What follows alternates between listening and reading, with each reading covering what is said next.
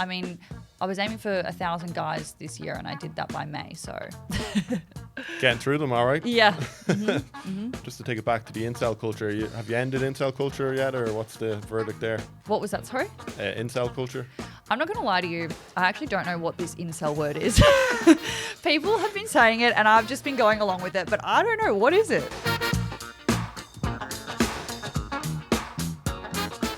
Annie, welcome to the Daily Star. How are you doing today? Thanks. I'm good. Feeling good. Yeah. How are you enjoying London? Oh, really? I'm loving it. Like I think this is my fourth time now. Okay, and right. this is the best weather I've ever had. Yeah. So it makes, walking around nice and easy, getting a tan. How's your career been since we chatted last? I think that was back in June. Yeah, good. I have sort of been taking it easy, I guess, just because I've been moving house and after my challenge and stuff like that, needed a bit of a break, I guess. But yeah, things have been good. Yeah. You've 4 properties now, is that right? Yeah, yep. Mm-hmm. Have you paid off all the mortgages yet, or? No, so that's the next goal. How much are you earning a month now to get you there? So I had the $600,000 month when I did the challenge, and now it's at about $450,000 USD per month. Okay, that's pretty good. Yeah. I understand you started OnlyFans to sort of get your foot on the property ladder. Do you think many women do that? I think it's becoming more common. That's why I like to talk about it, because I want women that are in the industry to be smart with their money, because I do think, the money's not going to be there forever. And I think you need to invest. And the whole reason I entered the industry was to set myself up for the future. I know that I'm not going to be earning this money when I'm old and grey. So I hope that other OnlyFans creators see me buying property and being smart and investing, and they do the same. But obviously there's a few people who prefer to spend the money, and that's, their prerogative. Would you open maybe a financial advice business for OnlyFans girls? I don't think I can. I think that's illegal. But I mean, I would love to. I think I'd have to get a proper, degree or something. Oh, okay. Yeah. Maybe Yeah. So, yeah, a bit of a grey area perhaps. So I understand you're doing a 500 virgin challenge by the end of the year. Yes. But I think that's hit a bit of a rough patch, is it? Yeah, so, I've had a little bit of a break after the challenge because I had my hospitalization and kind of needed to back off a little bit. But I did get a few virgins on the day of the challenge, so that's good. And I do still think I can hit my target.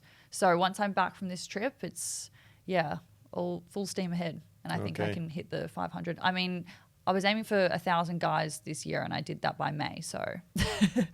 Getting through them, all right? Yeah. Mm-hmm. So how many virgins have you done so far? I think it's 283. So I'm doing pretty well. You mentioned the hospitalization. What's the medical advice with your career now? I mean, obviously the doctors and nurses didn't love that I'd done the challenge. So they obviously told me I shouldn't do something like that again. But I think from now on, I'm still doing my challenge, my virgin challenge and stuff like that. It's just, not large numbers in one day. So I think that's probably my challenge is done and dusted for now, at least. So marathon challenge is fine. So, one virgin here or there is all good, but not big amounts in a day. Do you remember any specific reactions from a doctor or a nurse when you were getting checked out? Yeah. I mean, look, it was kind of annoying because when I went to the hospital, I was pretty sure it wasn't from the challenge. And so when I came in, everyone there had seen the news and they knew that I'd done the challenge. And it was almost like, well, we kind of expected this. Do you know what I mean? It was like they were expecting me to arrive at their hospital. And the way that they were talking about, potentially a rupture in there and stuff like that. And I'm like, no, I don't think it's that. And they sort of weren't listening to me, which is really annoying. Because I was like, I know my body. I know that it's not from the challenge. Anyway, but yeah, in the end, they ran all the tests and stuff like that. And they obviously figured out that it's just my endometriosis, stress, all of that combined. Oh, so I think there were reports that it was a small cut at the time, but it was actually your endometriosis, was it? Yeah, I think my endometriosis, and I'd had ongoing issues sort of throughout the start of the year, just with my endometriosis. My birth control wasn't working anymore. And so I had to sort of switch birth control, and my body just wasn't reacting well. Just to take it back to the incel culture, have you ended incel culture yet, or what's the verdict there? What was that, sorry? Incel culture. I'm not going to lie to you. I actually don't know what this incel word is. People have been saying it, and I've just been going along with it, but I don't know. What is it? It's a voluntary incel or involuntary incelibate. celibate. Okay, So so it's people that can't. yeah, men that can't get laid. Gotcha. Okay, that And they're- makes sense now. Yeah, they're on 4chan and Reddit and stuff like that. Okay. As in, I'm not going to be helping them out anymore. Yeah, I thought this was part of the Virgin Challenge. No? Yeah. Well, it still is. Like, I'm still doing the Virgin, so that's still very much a thing. Okay. Yeah. Yeah, it's just not. I'm not going to be doing 500 virgins in a day, unfortunately. That's the medical advice. Yeah. Where do you find the virgins? So I have an application form, which Okay, yeah. I've received I think for the virgins, actually, I've probably received 3,000 applications. Wow. For all my application forms combined, I think it's at 25,000 now. But yeah, the virgins 3,000. So I'm just going through them and just seeing who's available. It's obviously really difficult because a lot of people pull out. Oh, yeah, well, they pull out last minute because they are too scared, or they, so it is frustrating when I'll book a hotel to film, for example, and I book in 3 that day, let's say, and then all of them sometimes pull out. Sometimes it's 1, sometimes it's none, but it does get very frustrating. But I get it. Hey, it's a scary thing to do. Yeah, they're probably pretty nervous. Yeah. So the 3,000 applications for the Virgin Challenge, how do you vet them? First of all, I'd get my assistant to go through and look at the location they've put, because if they've put Ethiopia, I'm not going to be flying over there. So they'd sort of I guess, make it a bit smaller, the list a bit smaller. And then from there, it would be a matter of, have they said yes to getting an STI test? Even if they are a virgin, we don't know that. So they have to go get tested to make sure that they actually are. And then from there, basically, it's just a lucky dip. Honestly, it was just this person, that person. I'd message them. A lot of guys would change their minds. Whoever said yes in the end, really, that's how it gets picked. Do you have any memories of any? Are they good in bed? Or how are they? Okay, so it's kind of, everyone's different. I think some are so nervous that it's not that pleasurable. But then some come in and I think they just they've obviously done their research. And I feel maybe because, they might be 30 years old and virgins, and they've obviously done their research. They want to do a good job, and they're better than most guys that I've had. Okay, right. Yeah. Okay, right. Mm-hmm. And was there any bad experiences with the virgins? Or any specific memories you have? Not horrible, nothing terrible, but yeah. just, people... when they're shaking, and it's then I feel bad, and I'm are you sure you want to do this? And they're yes, I do, but and I just feel bad. I don't know. I feel they're forcing themselves to do it or something, but they're not. They want to be there, and I always ask them. The legs are shaking before they... Yeah. And then of course some guys can't get it up, and then I'm it's fine, I'm trying to be nice, but also I've got 6 other guys waiting, so let's hurry it up. Yeah, that's a part of the industry, I assume, there, Yeah. What are the negative parts about working in adult industry? There's a lot, like any job. I think, obviously, we get a lot of hate online, which is at times hard to deal with. People think that they know you, and they don't. Since I've been engaged, I think one thing I've struggled with is the way people speak to my partner, and the way that they, comment on his posts and stuff like that. Obviously, at times there's it can be a bit dangerous. You can have bad experiences. But most recently, I sort of found that I'm a perfectionist, and I'm a high achiever, and I found that I almost became just obsessed with the job. I was just working constantly. And I kind of got a bit lost there for a little bit, because I guess once you start earning such a high amount of money, and, you're in the media a lot, and, people recognize you, it's so easy to lose yourself. And so I became so consumed by trying to stay relevant and make sure that people are interested in my content, and, I don't know, that kind of thing, and being the best at what I do. To the point where, in the end, my friends and family literally had to stage an intervention, and just be you're not here. You have not been present. The past 3 months, we don't know where you are.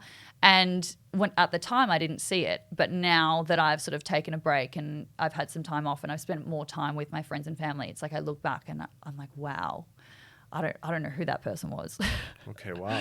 So it was almost an intervention, was it? It was, yeah, fully an intervention, just to be this isn't you. You've lost yourself. And it's nice. I feel I feel grateful that I have people in my life that could do that for me. And, you know, I think that's what's so important. Anyone that's going to enter this industry, it's like it's so important to have a good support network around you because, you know, it does happen. I've spoken to other creators and they've said the same, that they sort of got lost and obsessed with the work, and it's easy to let it consume you. Was it specifically about you're working too much, or was it about the type of work that you do? I was working too much. I was just... Apparently, I mean, now looking back, you know, just talking about work all the time. You know, if I was hanging out with my friends or whatever, it was just work. On my phone a lot, because a lot of my work's on my phone. So not really being engaged. I think like just not the same loving, happy person that I've been. I think, you know, looking back, I'm like, I was probably a little bit depressed because I was in this like this hole. I wasn't actually enjoying life. I was so consumed by work that I'd kind of forgot that I need to stop and enjoy it, you know. And was your boyfriend around at this time? Your fiance? Yeah. So he was part of the intervention. Did he have anything specific to say to you, or? I mean, he literally just said, he's like, this isn't you. He's like, I don't recognize. And I think this was at the time when I was struggling with my health issues. So for a while, he let it go on for a while, thinking that it was because I was dealing with my health issues and that's what was going on. And then when that started to get better, and then I wasn't going back to the old Annie, that's when he stepped in and was like, and, you know, we argued about it because I was so, I just wasn't there. I didn't realize at the time. I was like, no, I'm fine. Everything's fine. Like, what do you mean?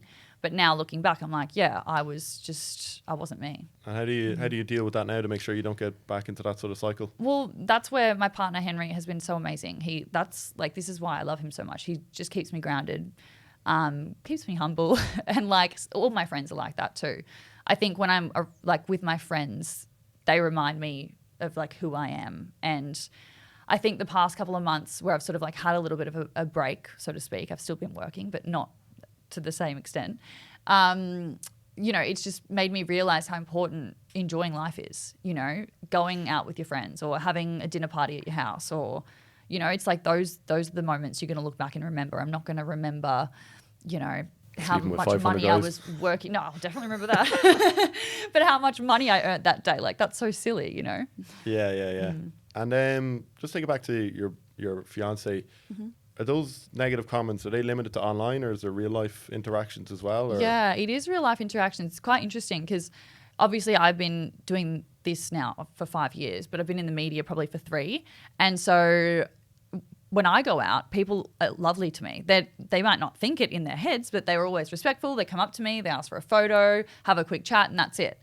And then when I'm with my fiance Henry, we are out together and no one comes up to us.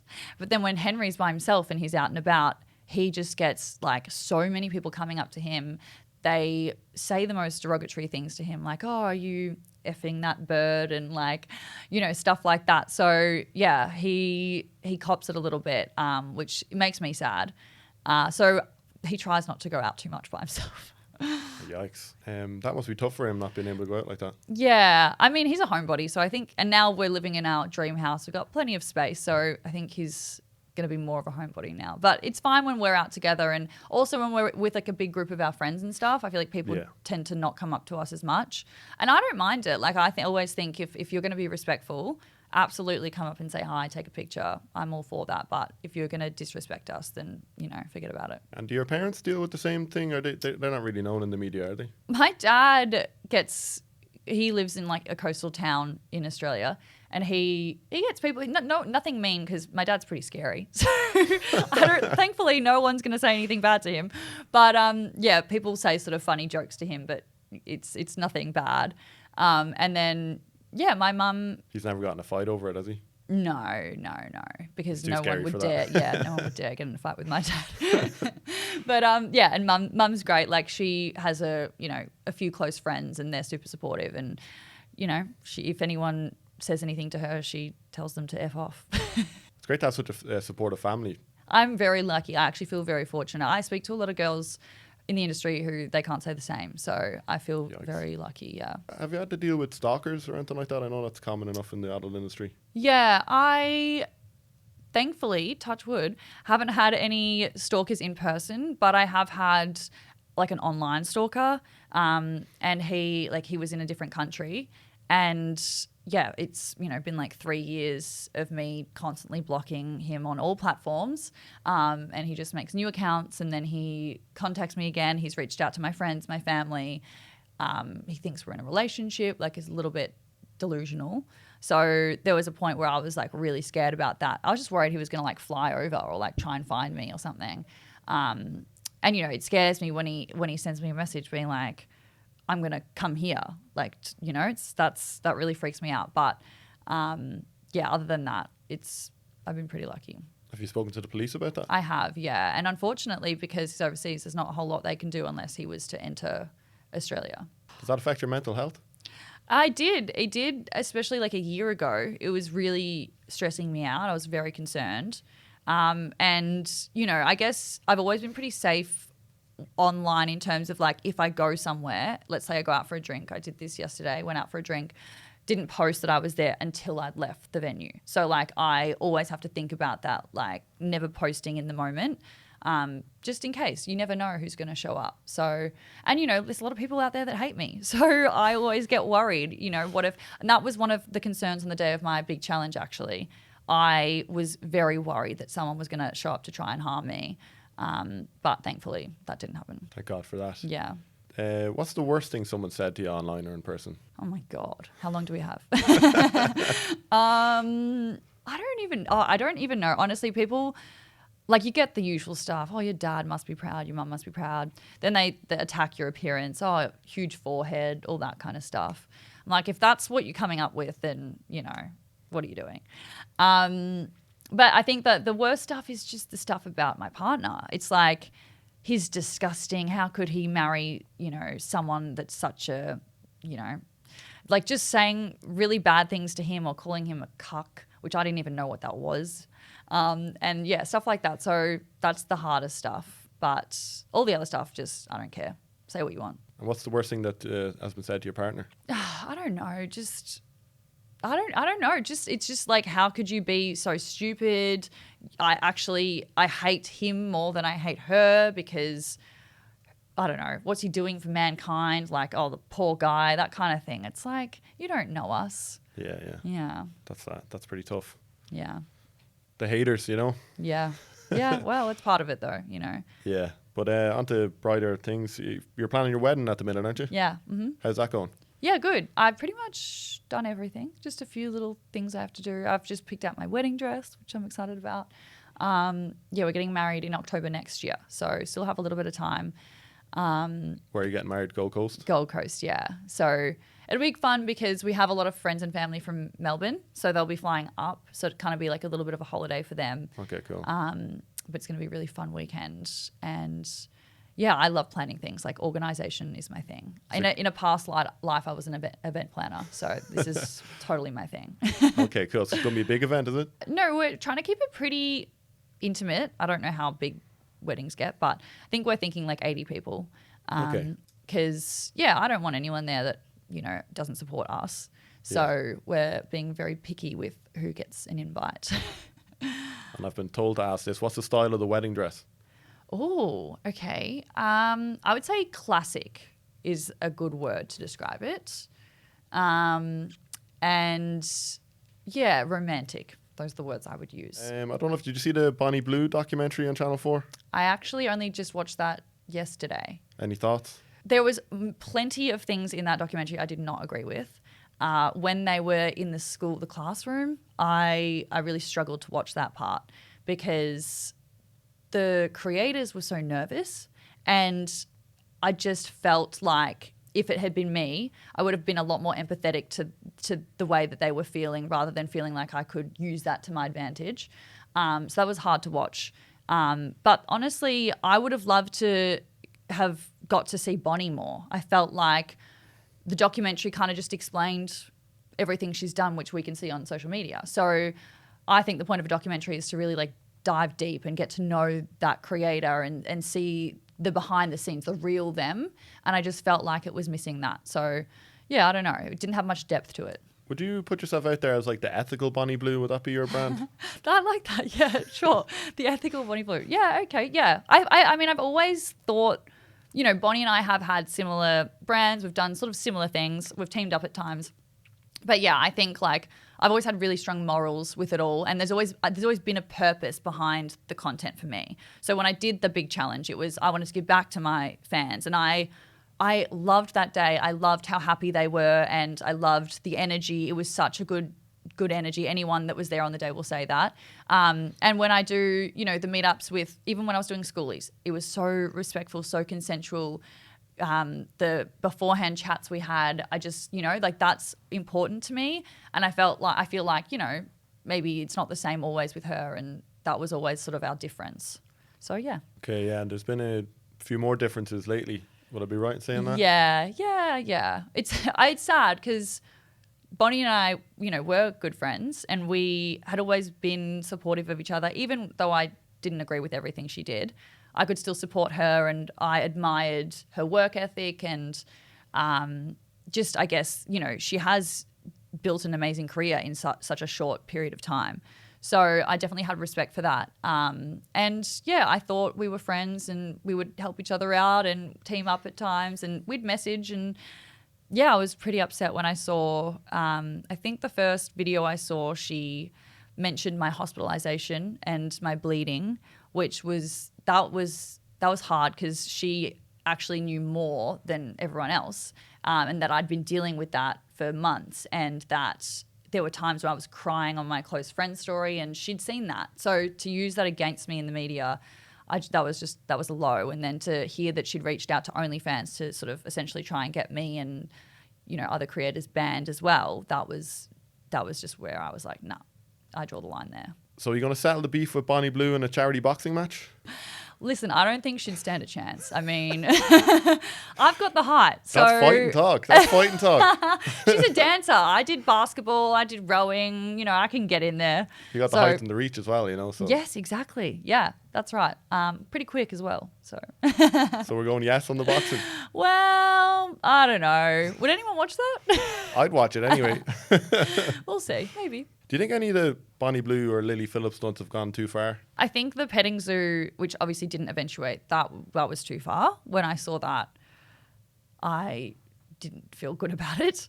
I think some of the terms she used and the phrasings she used they were just not good for humankind in general. So I disagreed with that. I think, Lily did her, what was it, 50 guys backdoor. That was, I mean, hey, if you can do it, go for it. I think that's fine. I don't think any of the other creators have really done anything that I've seriously disagreed with. I mean, it's nothing that I haven't done really. This might be a personal question, but do you enjoy sex after work, or how does that work? Yeah, I mean, like, let's just say I'm shooting that day and then I come home, probably not going to have sex that night. But yeah, of course, like I don't film every single day for work. So the days that I'm not, of course, I'm going to enjoy it, especially, with my partner who I love. It's intimate, it's passionate. So it's very different to what it's like when I'm filming. I think when you're filming, it's obviously enjoyable, but you've got cameras there, you've got people in the room. So I'd be bad at my job if I wasn't thinking, okay, what angle is going to look good, or what position are we doing next, that kind of thing. So you can get sort of more in your head thinking about that. So obviously, when the cameras aren't rolling, it's very different. You have endometriosis. How does that impact your career? It's been hard at times. I mean, yeah, obviously this year specifically has been tough. Prior to that, I'd sort of gotten to a point with it where I had it under control. I was taking the contraceptive pill, and that sort of essentially stopped my period. So I'd get like a very minimal pain once a month, no bleeding, which meant I could film sort of whenever I wanted. But yeah, I don't know what happened. It just stopped working for me at the start of this year. And then I kind of had to pivot a little bit, and had to switch to the IUD. And then that took time for my body to get used to. So it did really impact my work, because obviously I am filming. It is a job, but I want to enjoy it. I don't want to be dragging my feet going to work, being like, I don't want to do this, especially if I'm bleeding or I'm not feeling well. So it was hard to push through, especially when I knew I had the 1,000 guy challenge that I had to get through for the year. And I think that is probably why I lost myself, because I was stressed about that. So yeah, it does impact work. I think it impacts anyone's job that has it. You get 4 days or 7 days a month where you just feel horrible and you're just in pain and you're bleeding and you feel sick and it's not fun. So, but I'm lucky now. I've got it under control. My new contraception's working and I'm in a good place. Would that impact your ability to have kids? Do you want to have kids in the future? I do. I want to have kids in the future, not now, but I look, it kind of depends and everyone's so different. I think, it depends where your endometriosis is. It depends how severe it is. I think I'm pretty lucky in that mine's not too severe and it's not, on my ovaries or anything like that. So I can't see any reason why it would impact my ability to have kids. Okay, great. Yeah. And would you encourage your daughter to get into the industry you're in? I wouldn't encourage anyone to get into the industry I'm in. Not that I would dissuade it either. It's just that I think it needs to come from a place of passion. I always say, if you're in it for the money, you're in it for the wrong reasons. Obviously, money is great, won't lie, but I love it. I enjoy it. And I think if you don't love it, you're not passionate about it, don't do it. So if my daughter came to me one day and said, look, Mum, this is my calling, I know I'm going to be good at this. This is what I want to do. I would be supportive of that. Who am I to say no, I think if anything, I'm the right person to, teach them how to be safe and all that kind of thing. But yeah, I would never recommend it to anyone unless they think it's like their absolute calling, their life's passion, Okay, so if she was thinking of getting into it, you would advise her as to what the benefits are and all that type of stuff? Yeah, I'd sit down with her and, pros and cons. This is, there's so much negativity involved with it as well. So like you have to have thick skin. You have to, there's so much you have to deal with, the constant stress of being banned on social media and losing your main source of marketing. And, it's hard work. People always laugh at that and they say, oh, you took the easy way out. It's not true. It's hard work. You have to have a good work ethic. And yeah, I would want her to know all of the ins and outs of it and make sure she knows what she's getting into. And would you encourage a son, would you allow a son to watch adult content? Would I allow my son to watch adult content? Yeah. I think I quite like this new age verification thing. I think that's pretty cool. I think, look, I as a 16-year-old or whatever, I understand people, they want to watch porn. That's fair enough. I just think it's too easy to access certain types of porn that aren't representative of what sex is actually like or how you should treat a woman. So I do quite like the age verification thing. And I think it just comes down to age. I think if they're of a certain age where I think that they're smart enough to know that that's not real, sure. But yeah, I think, I don't know. Yeah, it's a bit of a tough one, all right. Yeah. Into like long-term future plans, how long do you think the OnlyFans will keep going and how long do you want to do it? I don't know. I think I like to keep it open-ended. I don't know what's going to happen. And I think this is the difference between what I'm like now compared to where I was a few months ago when I was lost, for example, is I was planning out like 20 years ahead of what the next 20 years were going to be. Whereas now I'm just like, I don't know what's going to happen. No one does. I could decide I could make enough money in the next 2 years that I hang the panties up, or I might be loving it so much I want to keep going. I might have kids at some point down the line and decide that's where I'm calling it quits, or I could have kids and be like, you know what, I miss it, I want to get back into it. So I don't know, and whatever happens, and I'm lucky enough that my fiance supports me, and yeah, we'll just see what happens. It's great how passionate you are about your work, that? Yeah, I know. Well, that's how people should be. Yeah, I think everyone should do something that they love. 100%. And when you're on your deathbed, as we all will be, do you think you'll look back on your life with pride and 100%? Yeah, I think I'm one of the few people, I don't know, maybe that's a bit dramatic, but that will look back on my life and I will be proud of everything I've done because I've lived my life to the fullest. I've provided myself with the best life possible. Hopefully I'll be able to do the same with my children. I've traveled, I've done things that I always dreamed of doing. So yeah, I'm proud of my life. If I died tomorrow, I'd look back and be like, wow, I'm so proud of everything I've done. So, yeah. And do you still have friends from your pre-fame days before you started doing OnlyFans, or did you lose a lot of your friends, or how did that? No, yeah. transition? I lost some friends when I first started OnlyFans. I had my school friends. I went to a private Catholic girls' school. So you can imagine that some of those girls were a little bit judgmental. But I kind of said, good riddance, if you don't support me and you don't support that type of work, then you're not my people, because I'm supportive of that. I'm non-judgmental. But since I guess all the media and the challenges and stuff, I would say I've drifted from some of my friends, but I haven't necessarily lost friends.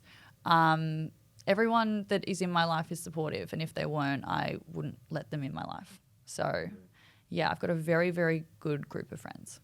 Before you started in OnlyFans, what was your dream job? What was your big aspirations in life? Okay, that's hard to answer because obviously as you grow up, it changes. I think when I was 18, I'd just finished school, got a really good ATAR, which is that tells you sort of what uni you can get into, what degree you can do.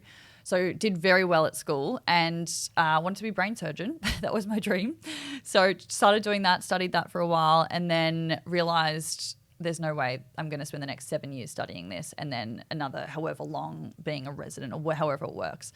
So canned that, took a year off, and then decided I wanted to do marketing, which that's where I really felt like that was my calling. So did marketing, and I wanted to be a big marketing manager of something big, like a beauty brand or clothing brand. And then that changed, and then I wanted to own my own clothing label. And then I started OnlyFans. And yeah, so I don't really know. I would say if I wasn't doing OnlyFans now, I would probably want to own my own brand. That would be a really cool job. I'm very organized. I love I like maths and finance. So I'd love that side of it, and just you sort of do have your own brand now at the minute though. Yeah, right? I do. So I guess that makes sense. I would want, something else that's like a brand or a business that I could run, because I feel like I'm good at that. Could do an Annie Night clothing line maybe? Yeah. Night something, I don't know. Al Brooks said when people were asking her about her kids, how are they going to deal with your career, she said, my kids can cry in a Ferrari. Do you have a similar type of belief? No, I think now I know that money isn't everything. Once upon a time, a bit different, but now I realise that there's more to life than money. And I think it's hard. Yes, of course it's going to help. But I think at the end of the day, it should be more about raising your kids to be non-judgmental, understanding and open-minded, which is how I was raised. And that's why I am the way I am. So I would more say that I want to raise my kids the same way I was raised, so that they can be more understanding of my career and be proud of it as well, as opposed to, just being happy that they have money. And do you have a grand total of how many men you've slept with? Oh my God, I do, and it's in my notes app, but it is over 2,000. That's all over 2,000. I remember. Well done. So how did your fiancé propose to you? So it was so unexpected. I was in LA in March, and I was there with my now fiancé, and one of our best friends. And we went out for dinner, and it was just a really fancy restaurant in Beverly Hills called Spargo, and he was acting a bit weird. Okay, so we're at the table, and we were, we'd eaten dinner, and he kept being like, oh, I'll be right back. And he'd go out, disappear, and then I'd be like, I was off with the fairies, honestly. I had no idea what was going on. I thought he had a bowel issue or something. And then he came back and we ordered dessert. And the waiters came out with these dessert things with a little lid on them. And I just thought, oh, this is nice, a little treat. And then he puts it in front of me and he opens the lid, the waiter, and there's a little chocolate sign that says, will you marry me? And the biggest rock I've ever seen on a ring. And I was so in shock. I actually couldn't believe it. I didn't know what was happening. And then he got down on one knee and then he asked me to marry him. And I said yes, and here we are. And then one last question. How much is the wedding going to cost? You know what? I was surprised. And I wasn't cutting corners or anything. I was expecting a $300,000 wedding or something insane. But it's turned out to be $150,000. Okay, Australian dollars. Australian dollars. So, and people always go on and on about how expensive weddings are. I don't know if it's because it's in the Gold Coast and maybe think the prices aren't as expensive there. But yeah, I was shocked. I was very happy. A good surprise. Yeah. Thanks for coming into the Daily Star today, Annie. Hope you had a good time. Yeah, I did. This was really fun. Good questions. Great. Thank you very much.